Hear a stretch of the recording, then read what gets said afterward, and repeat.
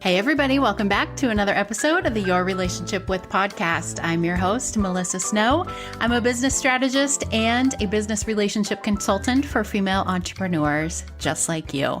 I am trying to change the face of the networking game so that it is not so salesy and sleazy and weird and fake and cold and transactional and gross. Can I get an amen? That is what I am all about. And I am also all about helping women just like you grow your business through genuine connections and awesome business relationships. So if you haven't heard, the Powerful Women Rising community has gotten a total makeover. It's been going for about 7 or 8 months, and I've learned a lot. I've gotten a lot of feedback about what people love and what we could do better. And it is relaunching in October as what I personally think is the best virtual networking group out there. And I know some of you are like, bleh, virtual. That's because you've never been to one of my virtual events. There is so much power in networking with women virtually because you have access to so much more wisdom and advice and support and so many more people's networks than just in your little town. So I highly recommend checking it out. We have a speed networking call every month. We have a mastermind call every month. We have an exclusive Facebook group. And there's also the option to up level to rockstar status where you get a whole bunch more benefits. So if you are ready to take your business to the next level and you want to do it with me and a whole bunch of other amazing women in your corner, definitely click on the show notes and check out the new and improved Powerful Women Rising community. I am on a wait list right now until the community opens up. And if you join the wait list and then you join the community from the wait list, you lock in a lower price than everyone else. So definitely get on that today. All right, here is today's interview. I am talking to one of my dear friends and also someone I've worked with and also someone I just saw speak last week. She's incredible.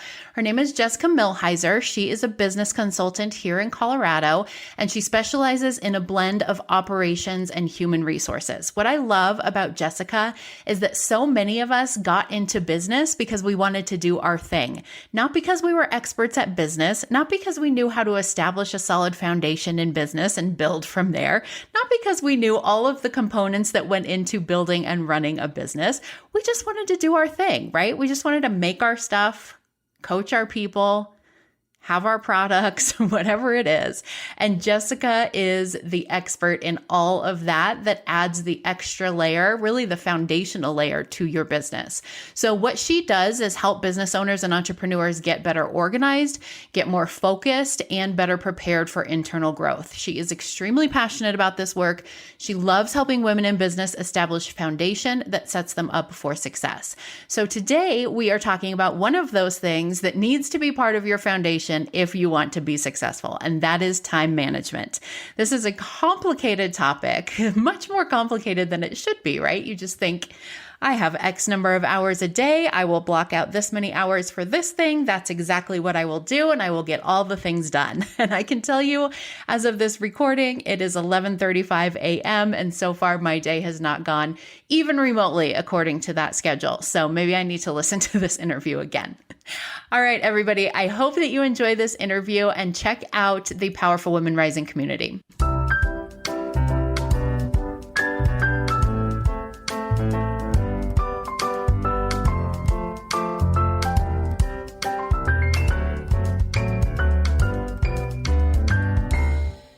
Good morning, Jessica. Welcome to the podcast. Good morning. Thank you so much for having me. Yes, I am thrilled to have you here to talk to us about time management, such an important part of being a business owner. It makes me laugh when I think about it because I remember when I first went into business full time and I told my husband, like, just give me 3 months to see if I can actually make this business work. Mm-hmm. And if I'm not making money consistently in 3 months, I'll go get a job. And I'm like, it took me more time than that just to figure out how to manage my time, like to realize no one was going to make me get out of bed. No one cared if I wasn't sitting at the computer working. Like, I don't know what I thought was going to happen in 3 months, but it wasn't that. Yeah, time management is one of those tricky things that you either get immediately right away or you really have to work to kind of find something that works for you. Yeah. And it's tricky when you come from a foundation of either corporate or working for someone else or being in school or something like that, where the time is kind of managed for you. Yep. Sometimes you don't realize that time management is a challenge until it's time for Mhm. you to manage your own time. Exactly. Yeah. So before we dive in, tell everybody a little bit about you and what you do and about your relationship with time management.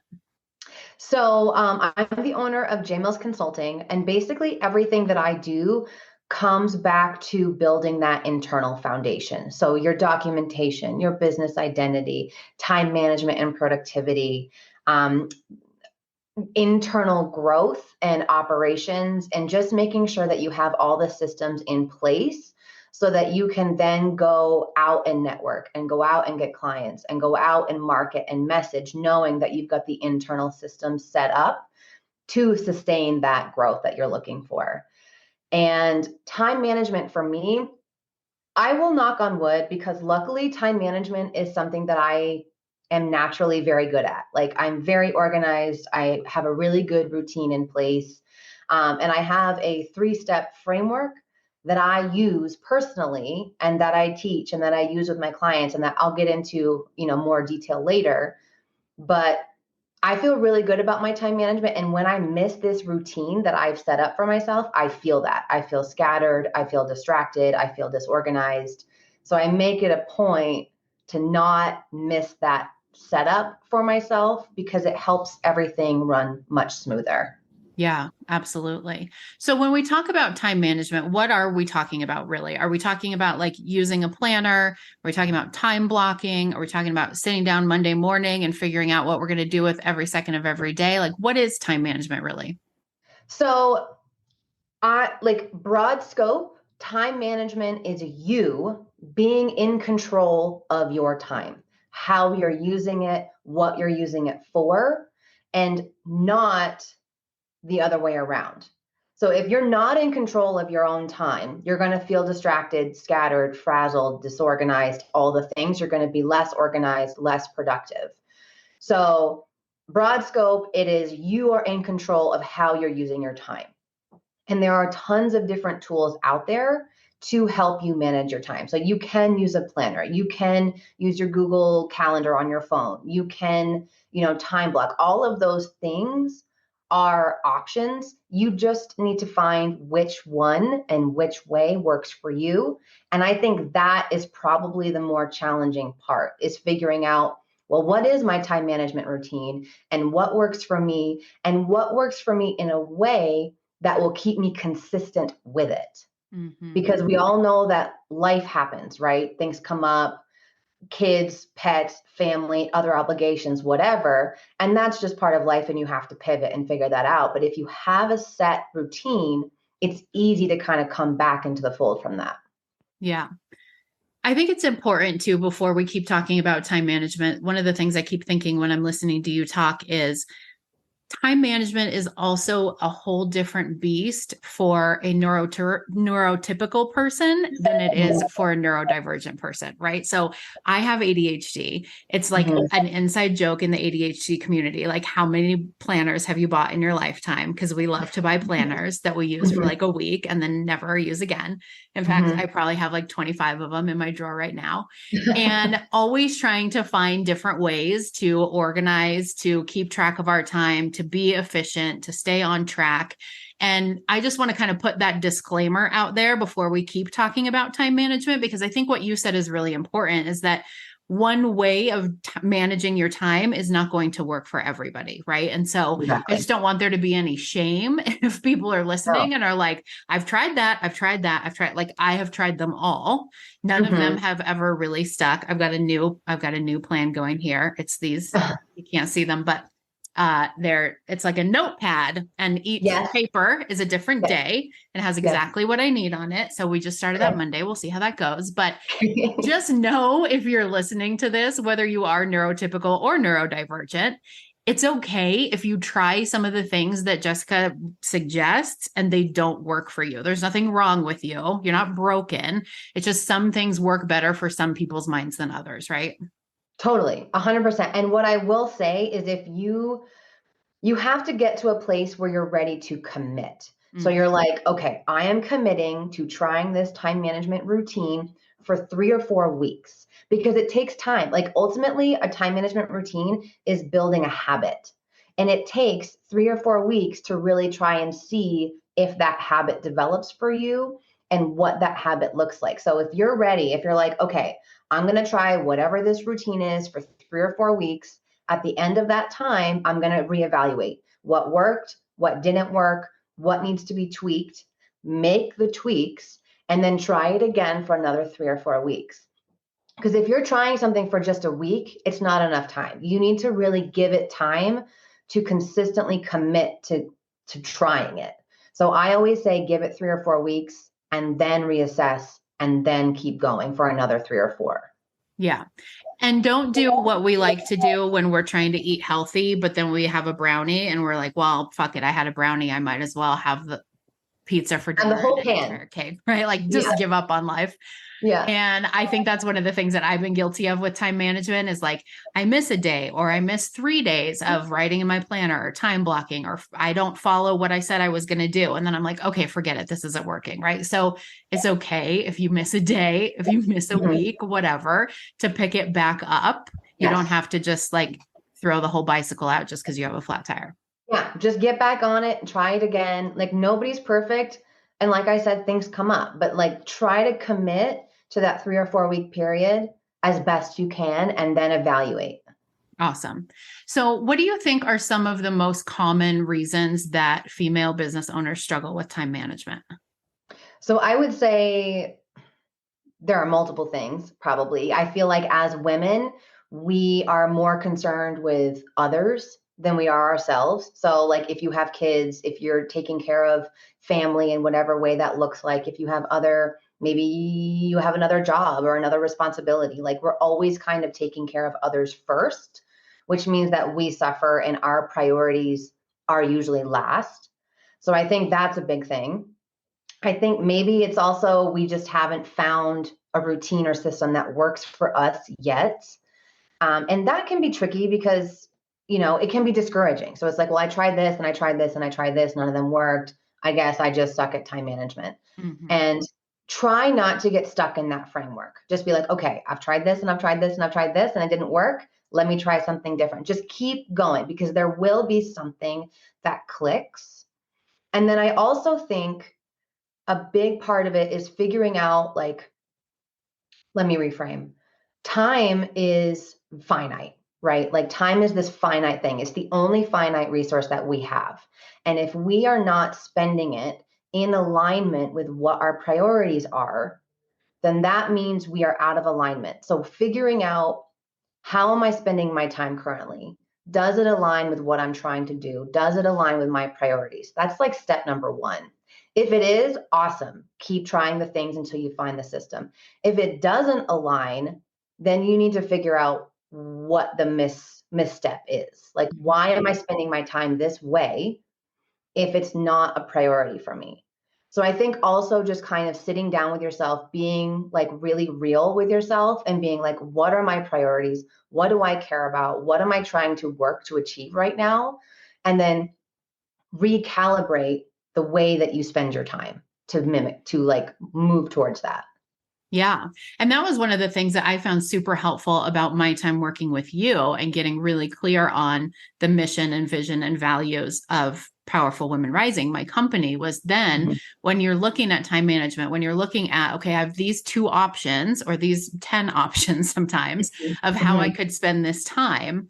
Which of these is aligned with my mission, vision, and values, and which of them isn't, right? I mean, a lot of times we talk about spending your time on money producing activities, which is important. Yes. And also another way to look at it is, are the things that we're spending our time on aligned with our mission, vision, and values, right? Because that also accounts for our family, our friends, nature, things that are the other things that are important to us. That might not be, we don't need to be focused on nonstop income producing activity. That's a really good recipe for burnout.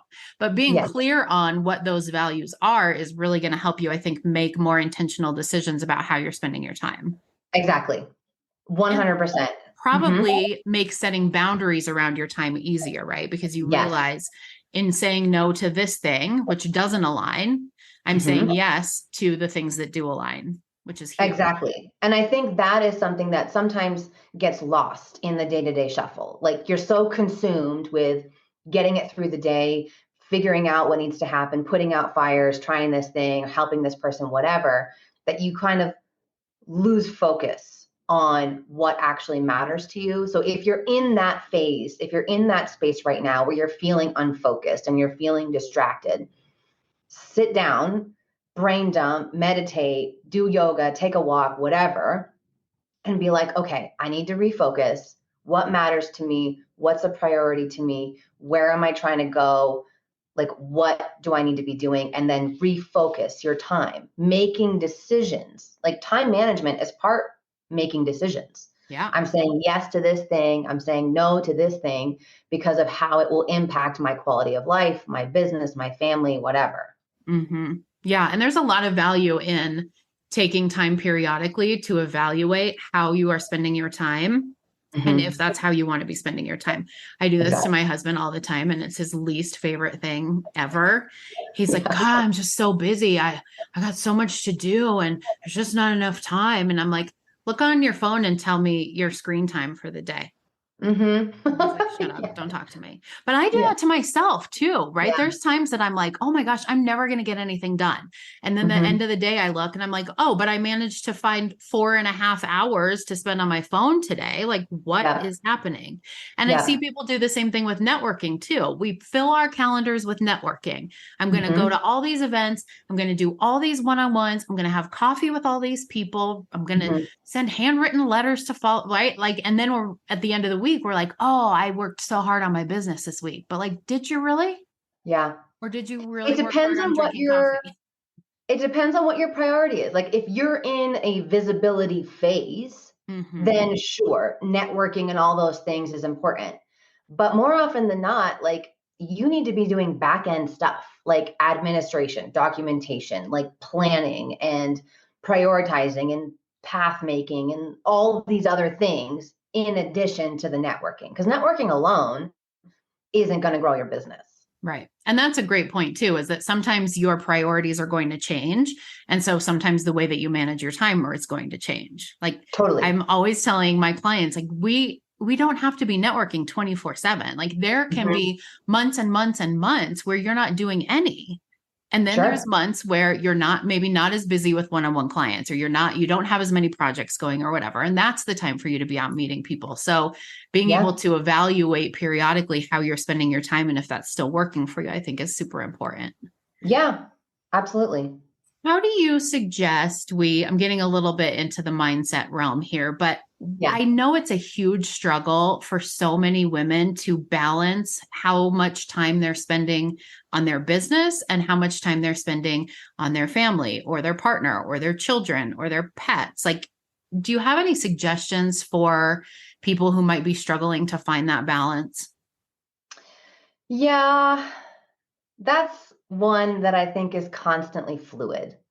And I think, as we've kind of talked about different phases of business and different phases of life, like there will be seasons of your business where you are really grinding and you are like working on that internal foundation, working on that networking, working on that visibility. And that's kind of like where you are. But the goal is that once you kind of invest that time more up front, the goal is then that you will have a better balance for the remainder of the time. So I feel like personally running a business, I'm still kind of new myself. I'm only about 1.5 years in, like officially. And I am still definitely in a phase where I am trying to build it. And if you're in a building phase, you're kind of grinding, right? But the goal is that, cool, now I've got my foundation set. I feel really good about my messaging and my marketing and all the external things. You should be able to kind of reshift that balance to focusing on family, focusing on health, focusing on lifestyle. So I think just be really cognizant about what that means for you, because everybody's bandwidth is different. Everybody's burnout line is different.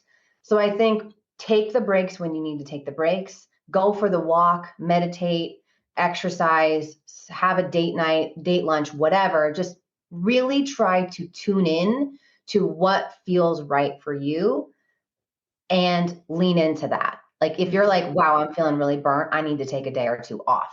Great, take the day or two off. Oh, I've just worked on this project for like 3 or 4 hours. I need to take like a 90-minute break. Do that.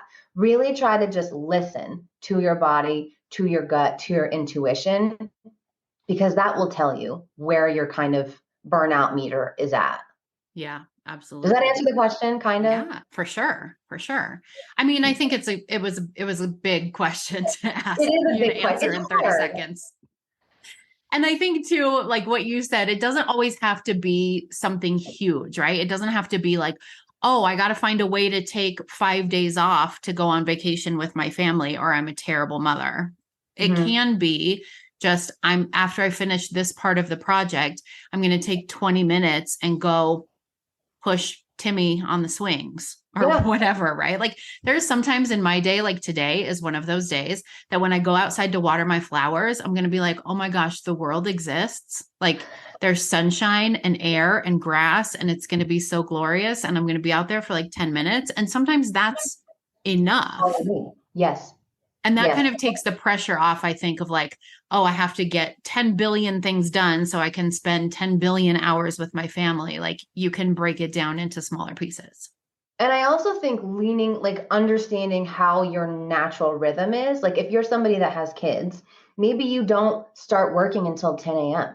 Like maybe you like do the kid thing and do the breakfast, do the school run, whatever that looks like, get them all set for the morning, and then you can start your day. So I think figuring out like what your family dynamic is, figuring out what your natural rhythm as a human, as an entity, as a household looks like, and then kind of working in and around that would be helpful too. Yeah, absolutely. So, what are some things, but we just talked about many of them, but what are some other things that people who are listening to this podcast can start doing right now to try to improve their time management? So I think one of the things would be getting really serious about what your priorities are. Like if you're somebody that's maybe feeling like you're not managing your time very well right now, sit down with yourself, journal or meditate and just be like, what matters to me? What's important? Where do I need to be making changes in how I'm currently spending my time? So that's something that you can do right away so you get real clarity on that. And then if you're somebody that's like, I would like to start trying a time management routine, but I don't know where to start. I'm just going to kind of quickly share my 3-step framework to at least give you a jumping off point. Try it, don't try it, whatever works for you. But basically, it's a 3-step framework where you start with pre-week prep. So every Sunday, I spend about 30 to 60 minutes on this 3-step framework. So step number 1 is pre-week prep. Take a look at your week ahead, figure out what time is already managed, is already allocated, whether it's family, personal, clients, networking, meetings, like whatever is already on your calendar, that's already time that's being managed for you. What do you have open for white space? Step number 2 is prioritizing. So I break the prioritizing block into 3 columns: your must, your bonus, your push. So your must column is anything that you absolutely need to get done this week. It has a deadline, it has a due date, there's non-negotiable, it must be done. That's your must. Your bonus are the things that are not super urgent this week, but are upcoming. And it's like, I'd like to get a jump on this. I'd like to start working on this. Those are your bonus items if you have some extra time. Your push column is going to be those pesky, annoying little things that like are not urgent, not time sensitive, maybe not super important. So you either need to decide this is not important, I'm taking it off in general, period. Or you've kicked it long enough, you need to push it to your must column and just get it done. So step 2, must, bonus, push priorities. And then the final step is number 3, which is time blocking. I do not time block everything, but I do time block my musts. So anything in my must column, I'm like, okay, I'm spending 30 minutes on this thing. I'm spending 60 minutes on this thing. Maybe I'll spend 90 minutes on this thing. I don't do more than 90 because that's plenty, but be specific with that time block. Like, I'm literally doing this thing for this 30 minutes so that you don't have to think about it. It's already built into your calendar. So that's a 3-step framework: pre-week prep, prioritizing, time blocking. So try it 3 or 4 weeks, tweak as needed, and, try something else if that doesn't work. But that works for me. And if I miss it, I really do feel it. Yeah, that's great advice. And I love, that's something that I do too, is like, what are the things I absolutely have to get done today, or even like the rest of this week, and put them on my calendar. I feel like that frees up so much space in my brain, because now my brain isn't like, and remember that thing you have to do, and that thing, and that thing, when are you going to do that thing? I don't have to think about any of that. I'm just like, it's on my calendar. I can't forget it. I can't not do it, because there it is. And I think that's super helpful. Yeah. Yeah. I love it. And the clients that I use it with, they're like, this has really been a game changer for me, because it breaks the overly long to-do lists into more accessible bite-sized pieces. Like, you don't want to get overwhelmed. You're like, here are my priorities. Here's what I need to focus on today and this week. Yeah. Yeah. And that's a good point too, is if you have some big project, like let's say you want to start a podcast, we're not putting start a podcast on our must list, right? Like that's not an action step. That's like 95 action steps. Yes. That's another thing that's very helpful, is to try to break it down into smaller steps and more specific steps. Like maybe all you're concerned about today is like researching the equipment that you'll need and purchasing it, right? So you're going to put that on your calendar.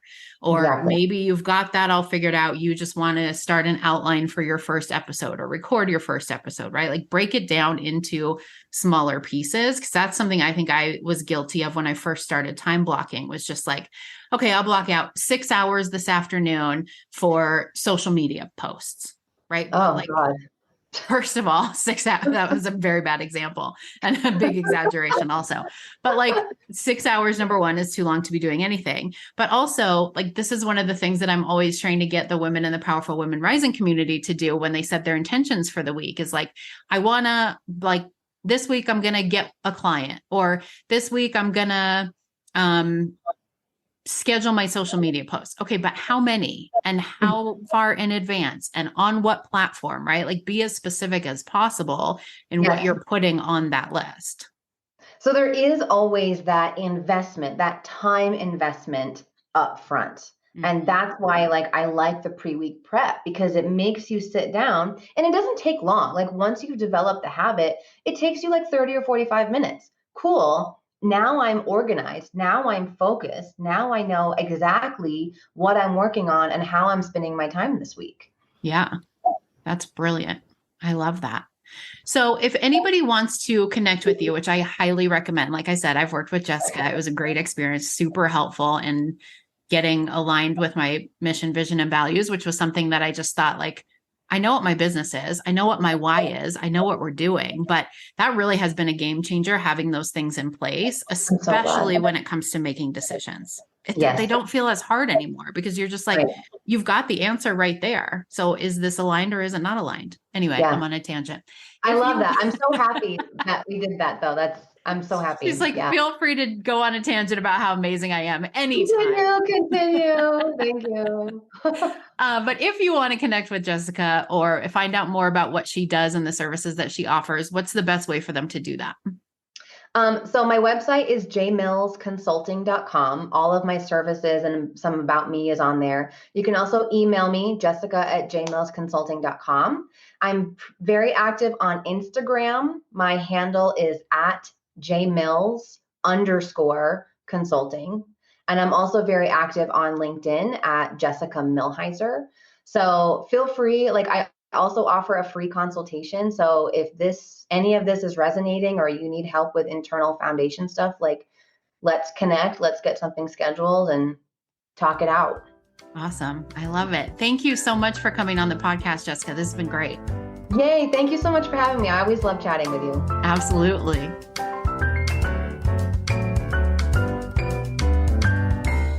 Thank you so much for listening to another episode of the Your Relationship With podcast. If you love this podcast, make sure to subscribe so you don't miss any future episodes. Also, if you're listening on an iPhone, go to the review section and leave a review for the Your Relationship With podcast. I love hearing from you guys and knowing what you think about the podcast, and it helps so many other women just like you find the podcast and get the information that they need to grow their business. Also, don't forget to check out the Powerful Women Rising community. I want to see you in there. Have a great week.